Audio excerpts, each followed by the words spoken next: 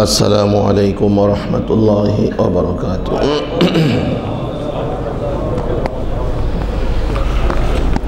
إن الحمد لله نحمده ونستعينه ونستغفره ونؤمن به ونتوكل عليه ونعوذ بالله من شرور أنفسنا ومن سيئات أعمالنا. من يهد الله فلا مضل له ومن يضلله فلا هادي له. ونشهد أن لا إله إلا الله وحده لا شريك له. ونشهد أن سيدنا وسندنا وحبيبنا وحبيب ربنا وأولانا ومولانا محمدا عبده ورسوله. أما بعد فقد قال الله سبحانه وتعالى: أعوذ بالله من الشيطان الرجيم. بسم الله الرحمن الرحيم. সবাই পড়েন اهدنا الصراط المستقيم صراط الذين أنعمت عليهم غير المغضوب عليهم ولا الضالين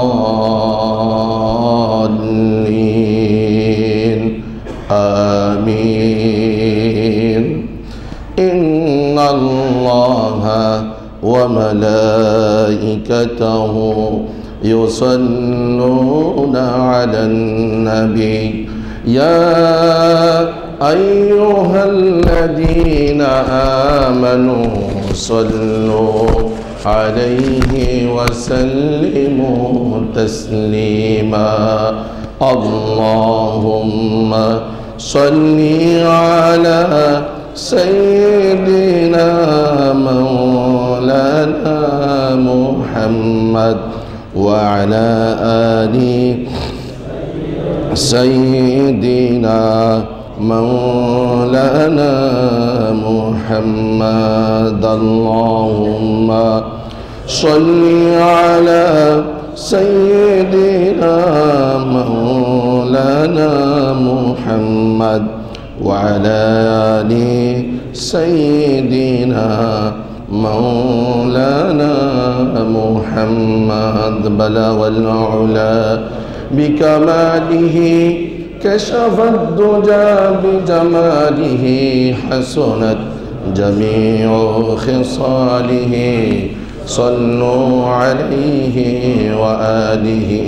بلغ العلا بكماله كشف الدجى بجماله حسنت جميع خصاله. صلوا عليه وآله. سبحانك لا علم لنا إلا ما علمتنا إنك أنت العليم الحكيم. جزى الله عنا محمدا ما هو أهله. رب اشرح لي صدري ويسر لي أمري واحلل عقدة من لساني يفقه قولي.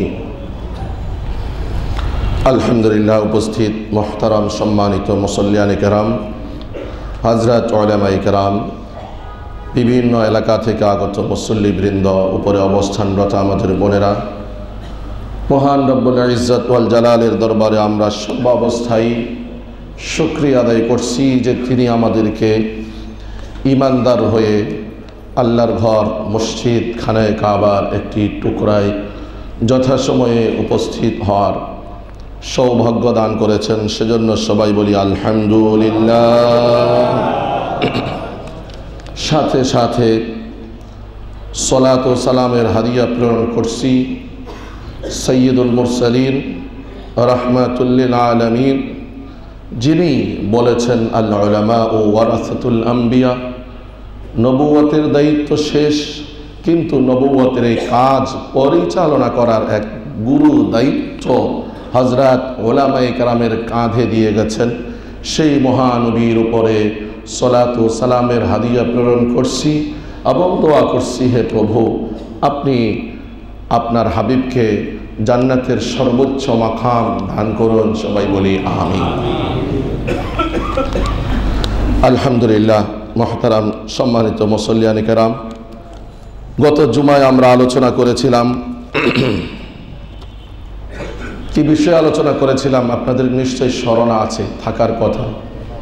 আমরা কি বিষয়ে গত জুমায় আলোচনা করেছিলাম? হ্যাঁ, মা বাবার অধিকার, বিররুল ওয়ালিদাইন, হুকুকুল ওয়ালিদাইন। অসমাপ্ত বিষয় আজকে সমাপ্ত করার চেষ্টা করব, কিন্তু কেমন যেন আওয়াজ এমনিতেই ঠান্ডাজনিত কারণে বের হচ্ছে না, তাছাড়া মনোমানসিকতার কারণেও বের হচ্ছে না। আর আপনারা আমার থেকে আরও বেশি ব্যথিত, কারণ আমি ছিলাম বাংলাদেশের একেবারে শেষ প্রান্তে, দ্বীপ হাতিয়ায়, আর আপনারা এখানে ছিলেন। আপনারা আমার থেকে আরও বেশি মর্মাহত হওয়ার কথা। আমি গত জুমায় বলেছিলাম, দোয়াও করেছিলাম, আপনারা আমিন বলেছেন। না জানি উপরওয়ালার কি হিকমত, কেনই বা আমাদের দোয়া আমরা কবুল করাইতে পারলাম না। নিশ্চয় এর ভেতরে রব্বে করিমের কোনো মহান কারিশমা আছে, কোনো কুদরত আছে। আমি এই সেন্টেন্সে দোয়া করেছিলাম, হে আল্লাহ, আমরা চাই না আমাদের এই তুরাগ নদীর প্রান্তর এটা কুফান পরিণত হবে, সেটা আমরা চাই না। এই দোয়া আমি করেছিলাম কিনা? করেছিলাম। আপনারা আমিন বলেছেন। কিন্তু এই সেই বুধবারে কি ঘটনা ঘটে গেছে আপনারা দেখেছেন। শুরুতেই রব্বে কারিমের কাছে ফরিয়াদ করছি, হে প্রভু, এই পক্ষ ওই পক্ষ বুঝি না, আমরা বুঝি যেই জালেম এমন এক পবিত্র ভূমিকে অপবিত্র করেছে, আল্লাহ আপনি সেই জালেমের দৃষ্টান্তমূলক শাস্তির ব্যবস্থা করেন। সবাই বলেন আমিন। ভুল বুঝবেন না, আমি বলিনি এই পক্ষের লোক সেই পক্ষের লোক। কি বলেছি? আল্লাহ এমন এক পবিত্র ভূমিকে যে রক্তাক্ত করেছে, আল্লাহ আপনি তো জানেন আজকে আমার বাক শক্তির কারণে, বাক স্বাধীনতার কারণে, আমার গরম বক্তব্যের কারণে আমি অন্যায় করে আপনার গায়ে দোষ চাপিয়ে দিতে পারি, কিন্তু কাল কিয়ামতের ময়দানে রব্বে কারিমের দরবারে এই সুযোগ থাকবে না। আপনারা লক্ষ্য রাখবেন, খতিব যখন মিম্বারে বসে কোরআনের একটা আয়াত তেলাওয়াত করে, বুঝবেন আজকের খুতবার বিষয়বস্তু সেটাই হবে। আমি সূরা ফাতিহার ইহদিনাস সিরাতাল মুস্তাকিম তেলাওয়াত করেছি কেন? এই জন্য আমরা সকলে হেদায়েত প্রত্যাশী। বুখারী শরীফের হাদিস, রাসূল বলেছেন, বহু মানুষ এমন আছে দেখতে মনে হয় ইমানদার, মনে হচ্ছে তার এক পা জান্নাতে চলে গেছে, আর এক পা দিলের সাথে সাথে জান্নাতে চলে যাবে, কিন্তু রব্বে কারীম তার ব্যাপারে ফয়সালা করে রেখেছেন, মুকদ্দর করে রেখেছেন, সিদ্ধান্ত করে রেখেছেন, সে হবে জাহান্নামী। মুহূর্তের মধ্যেই এমন কোন অন্যায় করে বসবে যে অন্যায়ের কারণে শয়তান, যে অন্যায়ের কারণে ধাক্কা দিয়ে তাকে জাহান্নামে ফেলে দিবে। বলেন নাউজুবিল্লাহ। বুখারীর হাদিস শোনালাম। সুতরাং আমি খতিব হয়েও নিরাপদ না, আমি খতিব হয়েও বলতে পারি না যে আমি জান্নাতে যাব। আপনি প্রথম সারির মুসল্লি হয়েও আপনি এই দাবি করতে পারেন না যে আপনি নির্ঘাত জান্নাতি, এই দাবি করতে পারেন না, পারেন না। এই জন্য রব্বুল আলামিন এমন এক সিস্টেম চালু করেছেন, প্রতিটি মুসলিম 5 ওয়াক্ত সালাত সহ নফল ওয়াজিব ফরজ সকল সালাতে শুধু এই দোয়াই করতে থাকবে। সবাই বলেন ইহদিনাস সিরাতাল মুস্তাকিম সিরাতাল্লাযীনা আন'আমতা আলাইহিম গায়রিল মাগদুবি আলাইহিম ওয়ালাদ-দাল্লিন আমিন। এই দোয়া আমি আপনি নামাজে তো করি, নামাজের বাহিরেও সর্ব অবস্থায় মুনাজাতের মাধ্যমে এই হেদায়েতের দোয়া করতে হবে, কারণ এই হেদায়েত সবচেয়ে বড় জিনিস। অবস্থা দেখে মনে হবে যে হেদায়েত প্রাপ্ত, কিন্তু আসলেই কে হেদায়েত প্রাপ্ত হয়েছে এটার একমাত্র জ্ঞান কার কাছে? আল্লাহর কাছে। তাই আমি আমাকে বড় কিছু দাবি করতে পারি না যে খতিব সাহেব মানি, তিনি এই সেক্টরের সবচেয়ে বড় আল্লাহওয়ালা। না না না, এই সেক্টরের একজন দারোয়ান, একজন ড্রাইভার, যার দিলে কোনো অহংকার নেই, যার মধ্যে কোনো ধরনের তাকাব্বুরি নেই, যার মধ্যে কোনো ধরনের হিংসা বিদ্বেষ নাই। মালিক বলে দিয়েছে মসজিদে যেতে পারবি না, এই জায়গায় সালাত আদায় করবি। মুয়াজ্জিন আযান দিলে সাথে সাথে শুনে যায় নামাজ পেতে সালাত প্রথম ওয়াক্তে আদায় করে নাই। রব্বুল আলামিনের দৃষ্টিতে ওই রকম একজন দারোয়ান, ওই রকম একজন ড্রাইভারের দাম আমার মতো লক্ষ কোটি খতিবের চাইতে অনেক বেশি। বলেন সুবহানাল্লাহ। কথাগুলো এভাবেই বলতে হয়, ইসলাম এটাই শিক্ষা দিয়েছে। আমার ভাইয়েরা, এই জন্য আল্লাহর কাছে হেদায়েতের দোয়া করব। আসুন আমরা আমাদের নির্দিষ্ট বিষয়ের দিকে যাচ্ছি। বলছিলাম মা বাবার খেদমত, মা বাবার সাথে সদাচরণ করা। একজন কমবখ্ত যার পরিণাম খারাপ, তার এক নাম্বার নিদর্শন সিমটম হলো সে মা বাবার সাথে সদাচরণ করতে পারে না। বলে নাউজুবিল্লাহ। গত জুমায় আপনাদেরকে বলেছিলাম কোরআনুল কারীমের আল্লাহ তাআলা সূরা বনী ইসরাঈলের 23 এবং 24 নম্বরে ফরজ করে দিয়েছেন মা বাবার সাথে সদাচরণ করাকে। এই সদাচরণের বিভিন্ন পদ্ধতির কথাও কিঞ্চিত তুলে ধরেছিলাম, যে এমনভাবে তাদের সাথে আচরণ করবে যাতে করে তারা মনে কষ্ট না পান, এবং সব সময় বিনম্র হয়ে তাদের সাথে কথা বলবে। বিনয়ের বাজু ডানা তাদের সামনে ফেলে রাখবে। সে ছেলে যত বড়ই কিছু হোক না কেন, সেটা বাবার কাছে একেবারে নগণ্য তুচ্ছ। আর সর্ব অবস্থায় বাবার জন্য দোয়া করবে, রব্বির হামহুমা কামা রব্বায়ানি সগীরা বলে। তো এই প্রসঙ্গে আমি পিতামাতার জীবদ্দশায় 7টি কাজ করণীয় এবং পিতামাতার মৃত্যুর পরেও 7টি কাজ করণীয়। এই প্রথম 7টি কাজের 1 নম্বর, জীবদ্দশায় একজন সুসন্তান মা বাবার সাথে যেইভাবে সদাচরণ করবে তার প্রথম পর্যায়ে হলো আজমত, সম্মান, মহব্বত। সম্মান প্রদর্শন করবে বাবাকে সব সময়। গাড়িতে সামনের সিটে বসাবে। যদি এমন কোনো পরিবেশ না হয় যেখানে কোনো আইনগত জটিলতা আছে, তাহলে সেখানে সব সময় বাবাকে সামনে রাখবে, সর্বোচ্চ সম্মান প্রদর্শন করবে। 2 নম্বর মুহাব্বত, ভালোবাসা। এই ভালোবাসা এটা অন্তরের জিনিস, বোঝা যায় না, কিন্তু কাজে কর্মে প্রতিফলিত হয়, বোঝা যায়।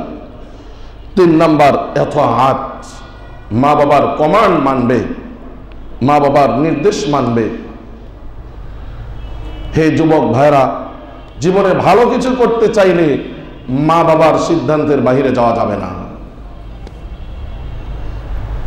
আপনি মনে করতে পারেন মা বাবার শিক্ষা দীক্ষা কম, তারা তো বুঝে না। না, মা বাবার শিক্ষা দীক্ষা কম হতে পারে, কিন্তু মা বাবার সন্তানের জন্য মোহাব্বত কম না। মা বাবা সন্তানের জন্য সুদূর প্রসারী চিন্তাধারা তাদের জন্য কম না। সুতরাং যেই কোনো বিষয়ে মা বাবার সাথে পরামর্শ করে, মা বাবার নির্দেশনা মেনে সামনের দিকে আগাবে, আল্লাহ তাআলা তার সেই কাজে সফলতা দান করবেন, সুবহানাল্লাহ। 4 নাম্বার পয়েন্ট হলো মা বাবার খেদমত করবে। মা বাবার খেদমত কি? মা বাবার খেদমত হলো যেই কোনো সময় মা বাবা যখন বুড়ো হয়ে যান, তাদের অনেক খেদমতের প্রয়োজন হয়, শারীরিক খেদমতের প্রয়োজন হয়। মাথা ব্যথা করলে এই মাথা টিপে দিতে হবে, তেল মালিশ করে দিতে হবে, স্যান্ডেল জুতা সোজা করে দিতে হবে, পায়ে পরিয়ে দিতে হবে। এক কথায় আমরা আমাদের কলিজার টুকরা সন্তানগুলোকে ছোট অবস্থায় যেভাবে লালন পালন করি, 1 মিনিট চোখ বন্ধ করে যদি চিন্তা করি, আমি যখন আমার ওই ছেলের বয়সে ছিলাম, ঠিক আমার এই বাবা মা তো আমাকে এভাবেই বড় করেছেন। কি বলেন, ঠিক কি ঠিক না? ঠিক ওইভাবেই মা বাবার খেদমত করতে হবে। 5 নাম্বার রফে হাজাত, মা বাবার প্রয়োজন পুরা করতে হবে। অনেক সময় আমাদের কাছে অনেকে বলেন যে ছেলে ইন্ডাস্ট্রিয়াল, লক্ষ কোটি টাকার মালিক, সে বন্ধুদের পেছনে অসংখ্য অগণিত পয়সা খরচ করে, কিন্তু মা বাবার খোঁজ খবর নেয় না। এরকম যদি হয়ে থাকে, এই লোক যত বড় ইমানদার হোক, যত বড় ইমানদার হোক, জাহান্নামে যাওয়ার জন্য আর কোনো গুনাহের প্রয়োজন হবে না। এই মা বাবার সাথে যে নাফরমানি করছে, মা বাবার খেদমত করছে না, এই একটা গুনাহই যথেষ্ট। বুখারী শরীফের একটি হাদিস পরিষ্কার করে করে নাম ধরে ধরে কবিরা গুনার লিস্টে দিয়েছে। ইন্না মিনাল কাবাইর, যে কবিরা গুনার মধ্যে আশিরক, আল্লাহর সাথে শিরিক করা। তারপরে একটা পয়েন্টে বলছে ওয়া উকুকুল ওয়ালিদাইন, পিতা মাতার সাথে নাফরমানি করা, এটা কবিরা গুনাহ, মস্ত বড় গুনাহ। আর কবিরা গুনাহ তাওবা না করলে আল্লাহ মাফ করেন না। এখন যেই সন্তান মা বাবার সাথে নাফরমানি করেছে, মা বাবা মরে গেছেন, তো মা বাবার সাথে নাফরমানি করার অর্থ হলো মা বাবার হক নষ্ট করেছেন। কেউ যদি কারো হক নষ্ট করে, সেখানে 100 কোটি বার শুধু আস্তাগফিরুল্লাহর তাওবা পাঠ করলে হবে না। সেখানে যার হক নষ্ট হয়েছে তার কাছ থেকে ক্ষমা চেয়ে নিতে হবে। এখন যে মা বাবার হক নষ্ট করেছে, মা বাবা তো নেই, কি করবে? মা পাওয়া বড় মুশকিল। তাই মা বাবা ইন্তেকাল করার আগেই মা বাবাকে বড় গনিমত আমরা বুঝবো, বড় সৌভাগ্যের কারণ হিসেবে ধরব। মুহতারাম সম্মানিত ভাইয়েরা, জীবিত অবস্থায় মা বাবার 7টি খেদমতের আরেকটা পয়েন্ট 6 নম্বর হলো ফিকরি রাহাত। সর্ব অবস্থায় মা বাবাকে আরামে কিভাবে রাখা যায়, এটার ফিকির করা, এই নিয়ে সবসময় ভাবা যে আমার আব্বু একটু কিভাবে আরামে থাকবেন, এখন এই গরমের সময়ে, এখন এই শীতের সময়ে কিভাবে একটু গরম পানি ব্যবহার করতে পারেন, একটু গরম পরিবেশে কিভাবে থাকতে পারেন। সব সময় মা বাবার আরাম আয়েশের ফিকির করা। দেখেন, আমি আমার মা বাবার আরাম আয়েশের ফিকির করলাম, আর আল্লাহ তাআলা এটাকে ইবাদতে রূপান্তরিত করে দিলেন, সুবহানাল্লাহ। 7 নাম্বার পয়েন্ট হলো মাঝে মাঝে তাদের জিয়ারত করা। তথা আপনি থাকেন ঢাকায়, তারা থাকেন গ্রামে, মাঝে মাঝে তাদের জিয়ারতে যাওয়া। আলহামদুলিল্লাহ, আমার জানা মতো আমাদের সেক্টরবাসীর কেউ কেউ সারা সপ্তাহ এখানে থাকেন, শুক্রবারে চলে যান বাবার কাছে, গিয়ে সকাল থেকে বাবার সেবা করেন, খেদমত করেন, গোসল করিয়ে দেন, সুন্দর করে পরিপাটি জামা পরিয়ে নিজের সাথে মসজিদে নিয়ে যান। কত সুন্দর এক দৃশ্য! আল্লাহ তাআলা খুশি হয়ে যাবেন এই ধরনের দৃশ্য দেখে, সুবহানাল্লাহ। যদি কারো এরকম সুযোগ থাকে, এই সুযোগ হাতছাড়া করবেন না। আপনি ফজরের পরে চলে যাবেন, গিয়ে বাবার খেদমত করবেন, গোসল করিয়ে দিবেন, জামা পরিয়ে দিবেন, আর মনে মনে আল্লাহর সাথে কমিটমেন্ট করবেন, আল্লাহ আমি যে কাজটা করতেছি এটা আপনাকে খুশি করার জন্য করতেছি, আপনি দয়া করে আমার উপরে খুশি হয়ে যান। তখন আল্লাহ তাআলা আপনার উপরে খুশি হয়ে যাবেন। আবার বলছি, জীবদ্দশায় মা বাবার 7টি খেদমতের 1 নাম্বার হলো তাদেরকে সম্মান প্রদর্শন করা। আপনি 10 জন কর্মচারী লাগিয়ে দিয়েছেন বাবার খেদমতের জন্য, কিন্তু নিজে বাবাকে অসম্মান করেন, এই খেদমত কোনো কাজে আসবে না। এই জন্য 1 নাম্বার বাবাকে সম্মান প্রদর্শন করতে হবে, অন্তর থেকে ভালোবাসতে হবে, বাবার কথা মানতে হবে এবং বাবার খেদমত করতে হবে, রফে হাজাত প্রয়োজন পুরো করতে হবে, তার আরাম আয়েশের চিন্তা করতে হবে এবং প্রতিদিন না হলে, সবসময় না হলে দূরত্বের কারণে মাঝে মাঝে তাদের জিয়ারত করতে হবে, সরাসরি গিয়ে সামনে বসে কথা বলতে হবে। আমরা অনেকের খেদমত করি। একজন আলেম বলেন, বহু মানুষ এমন আছে পীর সাহেবের কাছে যায়, দরগার মধ্যে যায়, সেখানে গিয়ে ফল ফ্রুট, আপনার ফ্রুটস নিয়ে আরেকজনকে হাদিয়া তোহফা দেয়। বলেন যে তা তো ঠিক আছে, যদি সঠিকভাবে আপনি দেন। তার চাইতে আরো সুন্দর ব্যবস্থাপনা হলো আপনি আপনার বাবার সামনে গিয়ে, মায়ের সামনে গিয়ে বসেন, একটা আনার ভাঙ্গের নিজ হাতে ভেঙ্গে সেখান থেকে তার মুখে তুলে দেন। আপনার মায়ের অন্তর থেকে যেই দোয়া বের হবে, আল্লাহ তাআলার আরশ পর্যন্ত যাইতে মাঝখানে কোনো প্রতিবন্ধকতা থাকবে না। সুবহানাল্লাহ। এখন যাদের মা বাবা মারা গেছেন বলছেন, হুজুর এই কথাগুলো আগে শুনলে তো আগেই আমল করতাম, এখন তো মা বাবা আর দুনিয়াতে নেই, কি করব? ইসলাম সেই ব্যবস্থাও রেখেছে, মৃত্যুর পরেও মা বাবার সাথে সদাচরণের 7টি পয়েন্ট আছে। 1 নাম্বার দোয়ায়ে মাগফিরাত, সব সময় আল্লাহর কাছে তাদের গুনাহ ক্ষমার প্রার্থনা করা। হে আল্লাহ, আপনি আমার মা বাবাকে মাফ করে দেন। এই দোয়া আমরা করতে পারি না? পয়সা খরচ হবে না, পয়সা খরচ হবে না, মন মানসিকতার প্রয়োজন হবে। সব সময় দোয়ার মধ্যে আল্লাহর শেখানো এই কালিমাকে কখনো ভুলব না ইনশাআল্লাহ। বলেন সবাই, রব্বির হামহুমা কামা রব্বায়ানি সগীরা। সব সময় করব, আর নিজের মতো করে দোয়া করব বাংলায়। 2 নাম্বার ইসালে সওয়াব, সওয়াব বকশিশ করা। আপনি সালাত আদায় করছেন, 2 রাকাত নফল নামাজ অতিরিক্ত পড়েন, নামাজ শেষে আল্লাহকে বলেন, আল্লাহ মা বাবার জন্য জীবনে কিছু করতে পারি নাই, 2 রাকাত নফল সালাত আমি আদায় করেছি, মেহেরবানি করে আপনি এর সওয়াবটুকু আমার মা বাবার আমল নামায় যোগ করে দেন। সুবহানাল্লাহ। বুখারী শরীফের হাদিস, সাহাবী মহিলা জিজ্ঞাসা করলেন, ইয়া রাসূলুল্লাহ, আমার মায়ের মৃত্যুর পরে আমি কোনো আমল করলে এই সওয়াব কি আমার মা পাবেন? উদাহরণত বলছেন যে মা জীবদ্দশায় আশা পোষণ করেছিলেন যে তিনি হজ করবেন, কিন্তু সামর্থ্য হয়নি, ওই অসুখ থেকে আর সুস্থ হতে পারেননি, তার আগেই আপনার আল্লাহর ডাকে সাড়া দিয়ে চলে গেছেন। আমার সামর্থ্য আছে, আমি যদি আমার মায়ের পক্ষ থেকে হজ আদায় করে সওয়াব বকশিশ করি, তাহলে কি আমার মা সেই সওয়াব পাবে? আল্লাহ রাসূল বললেন, অবশ্যই পেয়ে যাবে। সুবহানাল্লাহ।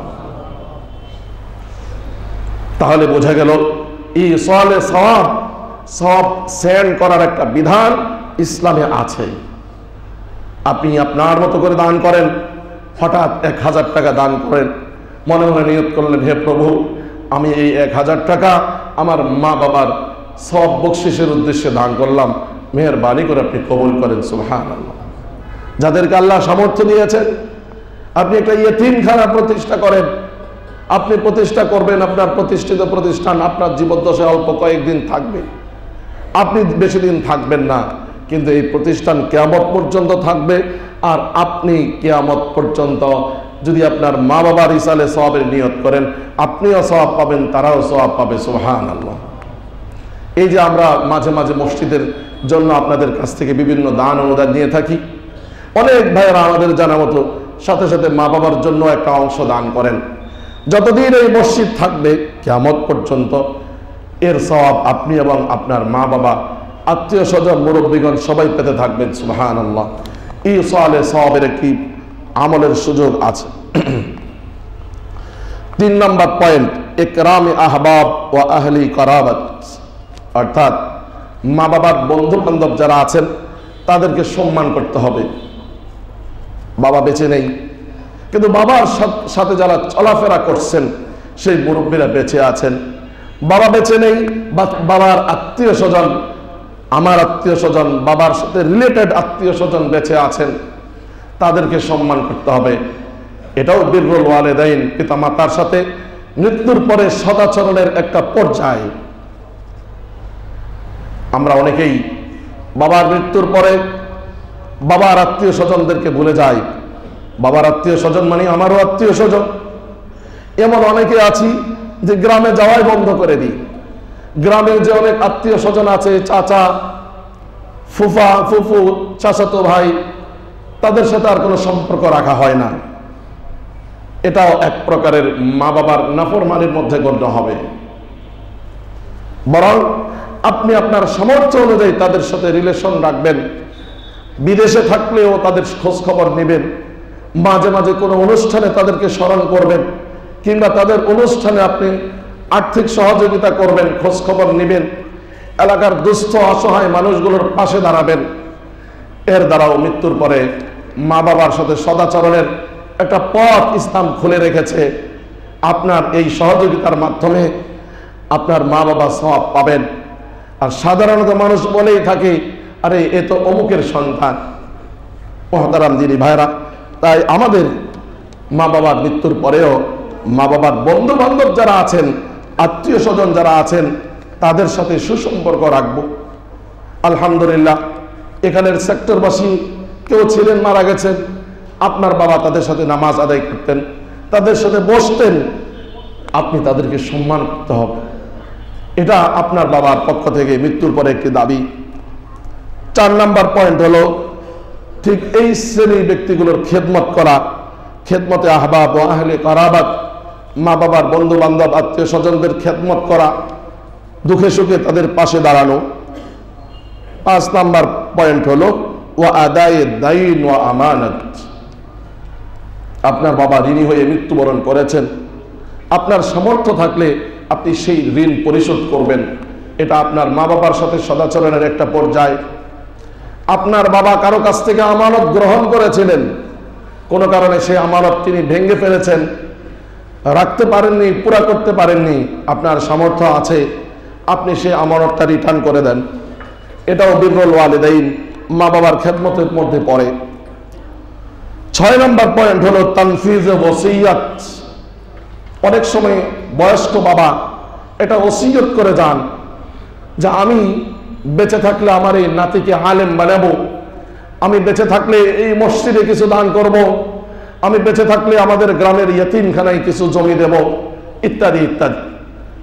বাবা মরে গেছেন, পারেননি, আল্লাহ তাআলা আপনাকে যোগ্য সন্তান বানিয়েছেন, সুসন্তান বানিয়েছেন, আপনি বাবার ওই ওসিয়তটা পুরো করে দিলে বাবা কবরে শুয়ে শুয়ে শান্তি পাবে। সুবহানাল্লাহ। এটার নাম তানফিজে ওসিয়ত। বাবার ইসলামিক বৈধ কোনো ওসিয়ত যদি করে যান, আপনার যদি সামর্থ্য থাকে, সেই ওসিয়তটা আপনি বাস্তবায়ন করবেন, এতে করে মা বাবার হক আদায় হবে। 7 নাম্বার পয়েন্ট হলো মাঝে মাঝে সরাসরি কবরের পাশে গিয়ে মা বাবার কবর জিয়ারত করা। মা বাবা মারা গেছেন, যুগ যুগ পার হয়ে গেল, এই সন্তান এত ব্যস্ত, একটা সময় নিয়ে মা বাবার কবরের পাশে গিয়ে একটু জিয়ারত করবে, সূরা ফাতিহা পাঠ করবে, সূরা ইখলাস পাঠ করবে, সেই সুযোগ সে পায় নাই। ইসলাম বলে সত্যিকার অর্থে যদি সে আসলেই ব্যস্ত হয় সেটা ভিন্ন জিনিস। আর যদি দুনিয়ার সকল কাজ করতে পারে, অপ্রয়োজনীয় কাজে সময় দিতে পারে, তো এই কাজ সে করে না ইচ্ছা করে, তাহলে সেই সন্তানকে সুসন্তান বলা হবে না, সেই সন্তানকে অবাধ্য সন্তান বলা হবে। তাহলে সুসন্তানের পরিচয়ের মধ্যে একটা পরিচয় হলো মা বাবার মৃত্যুর পরে মা বাবার কবরের পাশে গিয়ে জিয়ারত করবে। সুবহানাল্লাহ বলেন। তাহলে আবার বলছি, মা বাবার মৃত্যুর পরে মা বাবার সাথে সদাচরণ 7টা পয়েন্ট আছে। 1 নাম্বার, তাদের জন্য ক্ষমার মাগফিরাতের দোয়া করা। 2 নম্বর আমলের মাধ্যমে, দান খয়রাতের মাধ্যমে সওয়াব বকশিশ করা। 3 নম্বর মা বাবার আত্মীয় স্বজনদেরকে সম্মান করা। 4 নম্বর মা বাবার আত্মীয় স্বজন বন্ধু বান্ধবদের সেবা করা। 5 নম্বর তাদের মা বাবার কোনো ঋণ কিংবা আমানত থাকলে সেটা পুরা করা। 6 নম্বর কোনো ওসিয়ত থাকলে সেটা বাস্তবায়ন করা। 7 নম্বর তাদের কবর জিয়ারত করা। সম্মানিত ভাইরা, এই কাজগুলো আমরা করার জন্য চেষ্টা করব।